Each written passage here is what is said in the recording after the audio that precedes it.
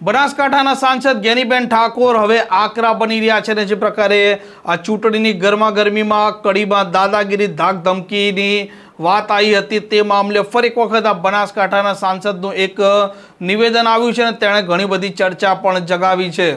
વૈષ્ણવજન તો તેને કહીએ જે પીડ પરાઈ જાનાને રે। નમસ્કાર, આપ જોઈ રહ્યા છો નવજીવન ન્યૂઝ અને હું છું આપની સાથે તોફિક ગાંચી। વિસાવદર અને કડિયા બંને વિધાનસભાની બેઠક માટે પેટા ચૂંટણી યોજાવાની છે અને વિસાવદરમાં હવે રાજકીય ગરમી વધી રહી છે, મામલા પોલીસ સ્ટેશન સુધી પહોંચી રહ્યો છે અને કડીની બેઠક માટે પણ હવે કોંગ્રેસના નેતાના એક પછી એક નિવેદનો આકરા સામે આવી રહ્યા છે। જે પ્રકારે કોંગ્રેસના નેતાઓએ થોડાક સમય પહેલા કડીમાં દાદાગીરી ધાક ધમકીવાળું ભારતીય જનતા પાર્ટીનું રાજ છે તેને લઈને પ્રહાર કર્યા હતા અને ફરી એક વખત બનાસકાંઠાના સાંસદ જ્ઞાનીબેન ઠાકોરે વહીવટી તંત્રના અધિકારીઓ અને પોલીસ છે તેમને પણ આડે હાથ લેતા પ્રહાર કર્યા છે। પણ તમારા નાના મોટા ટાંપા માટે કરીને અથવા તો તમને કોઈ હેરાન કરે તો એના માટે ચાલુ સરકાર સામે ચૂંટણી લડે છે તો અધિકારીઓ હોય, પોલીસ હોય, એમની પાસે પણ અપેક્ષા રાખીએ કે આ લોકશાહી છે, લોકશાહીની અંદર સ્વતંત્ર ચૂંટણી કરાવવાની જવાબદારી એ વહીવટી તંત્રની ને તમામ ચૂંટણી પંચની ને તમામ ખાતાકીય જવાબદારી સોંપી હોય એની છે।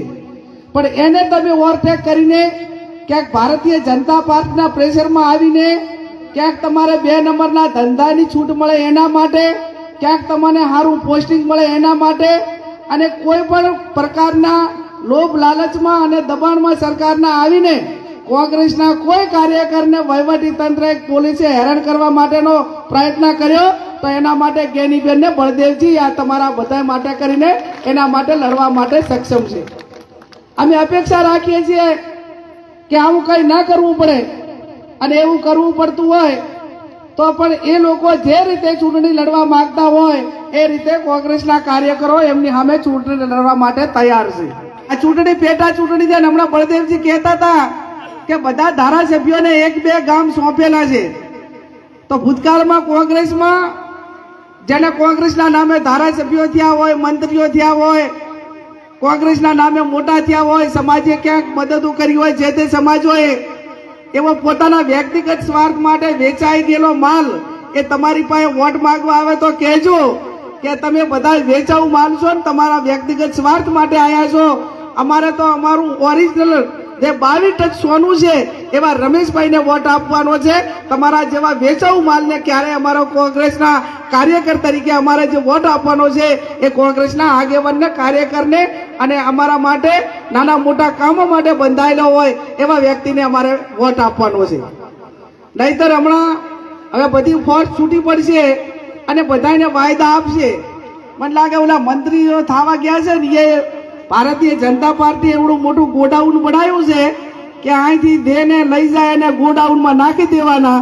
અહીંયા હોય ત્યારે ઉલડીને ભાષણ કરે મોટા મોટા અવાજે અને અહીંયા જાય ને ત્યારે ગાય બકરીઓ બની જાય છે, એમનામાં બોલવાની પણ તાકાત રહેતી નથી। આવા પ્રતિનિધિઓ જ્યારે સામેના પાર્ટીમાંથી પ્રચાર માટે આવશે અને એમને જે જવાબ આપવો હોય એ ભાષામાં જ મેં કીધું એ પ્રમાણે આપજો।